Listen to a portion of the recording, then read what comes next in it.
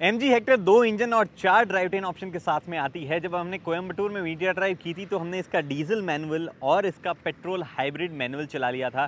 दो जो बसते हैं, एक पेट्रोल नॉन हाइब्रिड और एक पेट्रोल नॉन हाइब्रिड में DCT के साथ में आता है, यानी कि सिर्फ एक ही ऑटोमेटिक वेरिएंट जो है आपको MG हेक्टर में मिलता है। आज मेरे साथ वही गाड़ी है। नमस्कार दोस्तों, मेरा नाम है गगन और स्वागत है आज की इस वीडियो में, जहां हम बात करने वाले हैं MG हेक्टर पेट्रोल DCT की।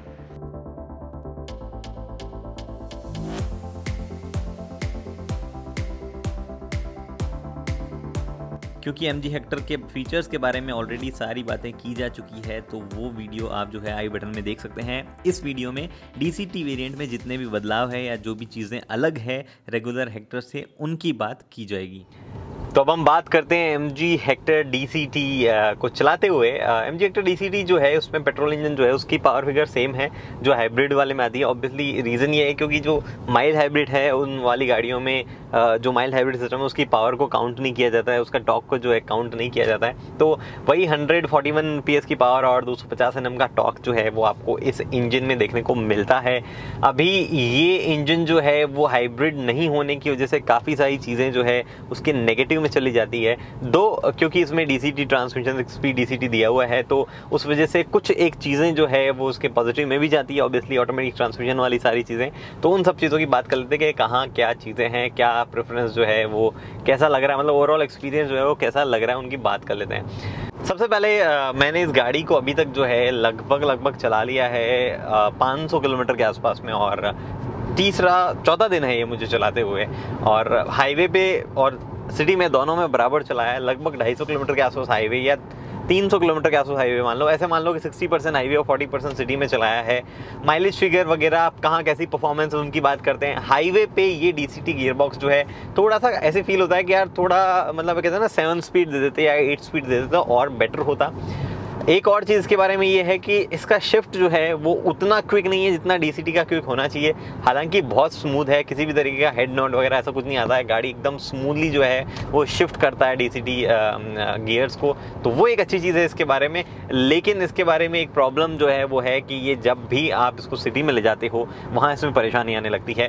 पहली चीज़, हाइब्रिड नहीं है तो उसकी वजह से जो टर्बो गैप जो है वो काफ़ी एविडेंट हो जाता है। जब भी आप स्टैंड स्टिल से चालू करना चाहते हैं या एकदम से आप कहीं रुके हैं, ब्रेक लगाया है और आपको जब गाड़ी जो है आगे फिर से बढ़ानी है, तो उस वक्त टर्बो लैग और जो DCT जो है कंफ्यूज होता है गियर डाउन करने में। वो दोनों कपल होके इस तरीके का एक्सपीरियंस देते हैं कि आपको 3-4 सेकंड के लिए ऐसे लगता है गाड़ी होल्ड पे है।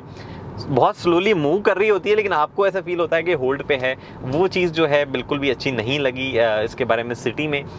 एक और चीज़, इसमें एक ऑटोमेटिक व्हीकल होल्ड ऑप्शन आता है, जो कि जब भी आप गाड़ी शहर में रोकते हैं, मतलब आपकी गाड़ी ड्राइव मोड पे है और जैसे ही आप गाड़ी को रोकते हैं तो उस टाइम जो है वो गाड़ी पे ब्रेक लगा के होल्ड कर लेता है ताकि गाड़ी आगे क्रॉल ना करे। ये फंक्शन है इसमें, और जब भी आप एक्सीलरेटर पेडल पे पाँव मारेंगे तो फिर से चलने लग जाती है। अब यहाँ इसमें एक प्रॉब्लम क्या हो जाती है वो ये कि जब ये ऑटोमेटिक व्हीकल होल्ड ऑन है उस वक्त क्या होता है, ये आपको जो कहते हैं ना गाड़ी उठना, जिसे हम बोलते हैं गाड़ी वापस गति पकड़ना, एकदम स्टैंड स्टिल से रवाना होना, उस वक्त ऐसे फील होता है कि यार ये गाड़ी चल ही नहीं रही है या पकड़ लिया है किसी ने एकदम से गियर जो है बाद में वो उस फंक्शन में आता है। तो ऑटोमेटिक व्हीकल होल्ड अगर आप बंद ही रखें और बेटर है कि आप अपना पाम ही जो है इस्तेमाल करें ब्रेकिंग के लिए, तो वहाँ ज़्यादा बेटर ऑप्शन है। प्लस माइलेज का बहुत ज़्यादा फ़र्क पड़ जाता है इस व्हीकल होल्ड को बंद रखने से।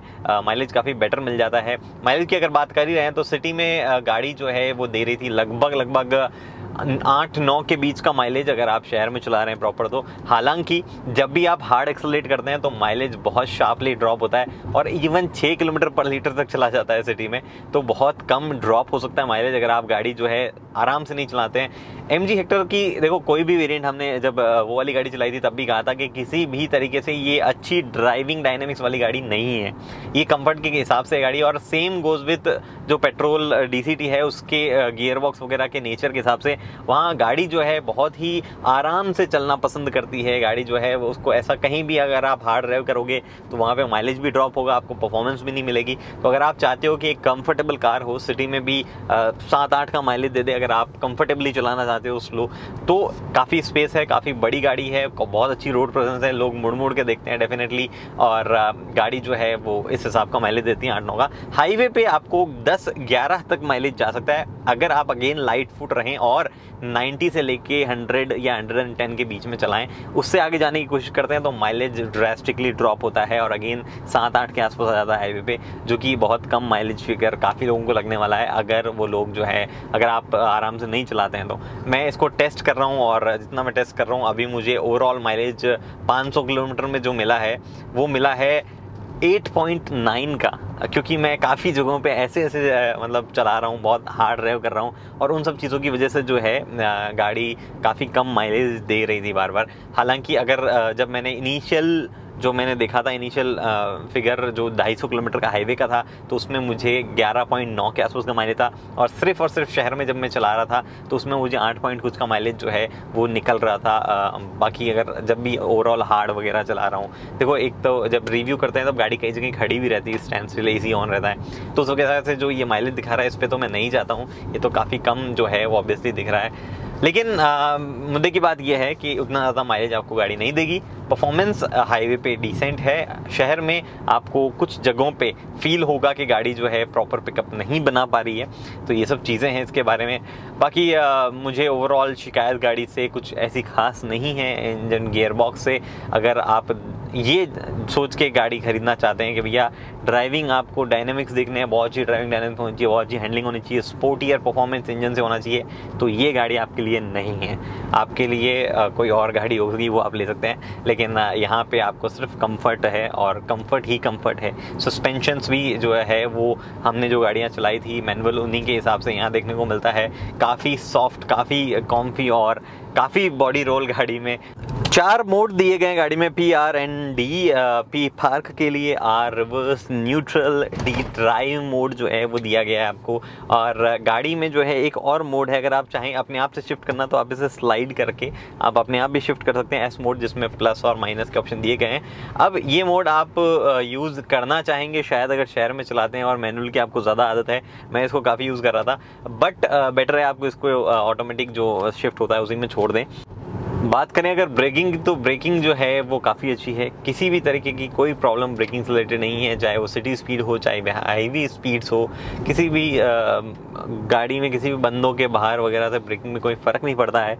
बहुत अच्छी ब्रेकिंग जो है इस गाड़ी में है, उससे रिलेटेड कोई शिकायत नहीं है। कंफर्ट वगैरह की अगर बात करें तो कोई भी खास बदलाव नहीं है, जो मैनुअल वगैरह में जिस हिसाब से कंफर्ट था जो कि बहुत अच्छा था वही चीज़ यहाँ पे है। हाँ, नीचे की तरफ जो है काफ़ी स्पेस अवेलेबल है, क्योंकि क्लच नहीं होता है तो डेड पेडल के आसपास और ज़्यादा स्पेस अवेलेबल है, आपको और ज़्यादा कंफर्ट जो है वो देखने को मिलता है। ये जो गाड़ी है ऑटोमेटिक वाला टॉप एंड वेरिएंट, इसमें दोनों तरफ जो है इलेक्ट्रिक सीट्स दी गई हैं और आप जो है साथ ही में गाड़ी में ऑलमोस्ट सारे फीचर जो है वो ऑलरेडी देख सकते हैं, क्रूज कंट्रोल वगैरह सब कुछ अवेलेबल है यहाँ पे। किसी भी तरीके कोई ऐसा नहीं है कि भैया कुछ फीचर्स जो हैं वो रह गए हैं। एक चीज़ जिसकी मैं बात करना भूल गया वो NVH लेवल्स। NVH लेवल्स जो है वो एक बड़ी परेशानी थी जब हमने MG हेक्टर कोयम्बटूर में चलाई थी, डीजल और पेट्रोल दोनों। हालांकि पेट्रोल में काफ़ी सही लेवल्स थे, बट फिर भी थोड़ी बहुत कंप्लेन जो है मैंने की थी उस वीडियो में कि भैया MG हेक्टर के NVH लेवल्स उतने अच्छे नहीं हैं। हमें जो गियर था, गियर स्टिक थी, उसमें जो है हल्के वाइब्स आ रहे थे, क्लच पेडल पे आ रहे थे और साथ ही में गाड़ी में जो है नॉइज़ भी आ रही थी। डीजल में ज़्यादा थी, पेट्रोल में काफ़ी हद तक जो है कंट्रोल थे।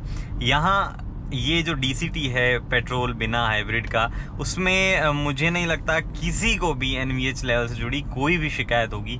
गाड़ी की कोई भी स्पीड हो, चाहे गाड़ी जो है किसी भी रोड वगैरह पे चल रही हो, नॉइज़, वाइब्रेशन, हार्डनेस जो इंजन से आती है बिल्कुल नहीं है, बिल्कुल भी नहीं है। चाहे आप देखो, ऑब्वियसली क्लच तो है नहीं आपके पास में, ये गियर स्टिक है जिसका डायरेक्टली कोई कनेक्शन होगा नहीं, तो ऑब्वियसली गाड़ी के अंदर वाइब्रेशन आने का जरिया जो है वो बहुत कम हो जाता है और फिर हो सकता है जो गियर बॉक्स है उसकी वजह से भी काफ़ी फ़र्क पड़ रहा है नॉइज़, वाइब्रेशन, हार्शनेस में। यहाँ पे नॉइज़ तो पेट्रोल इंजन वैसे भी आप एक्सपेक्ट कर सकते हो ज़्यादा नहीं करते हैं, बट हाँ वाइब्रेशन और हार्शनेस थोड़ी बहुत थी पहले, जो कि मैनुअल में ही आपको देखने को मिलेगी। अभी इस जो DCT है इसमें आपको नहीं देखने को मिलेगी। इनफैक्ट ज़्यादा आवाज़ जो है वो आपको विंड की आएगी मेरे ख्याल से, टायर्स की भी आपको आवाज़ सुनने को बहुत मुश्किल से मिलती है। काफ़ी बढ़िया जो है ये चीज़ है। अगर आप एक कंफर्टेबल शांत राइड चाहते हैं तो मेरे ख्याल से एक बेहतरीन ऑप्शन MG हेक्टर हो सकता है। तो ये सब कुछ था MG हेक्टर DCT के बारे में। अगर आपका कोई भी सवाल या कोई भी सुझाव है तो वो आप कमेंट सेक्शन में नीचे लिख सकते हैं। उम्मीद है कि आपको वीडियो में वैसे तो सारे सवालों के जवाब मिल गए होंगे, अगर नहीं मिले तो हम वहाँ डिस्कशन कर सकते हैं। फिलहाल दोस्तों इस वीडियो में इतना ही। उम्मीद करता हूँ वीडियो पसंद आए दोस्तों, लाइक शेयर सब्सक्राइब कर सकते हैं। अगली वीडियो तक के लिए दोस्तों हेलमेट पहनिए, सीट बेल्ट पहनिए, सुरक्षित चलिए। धन्यवाद।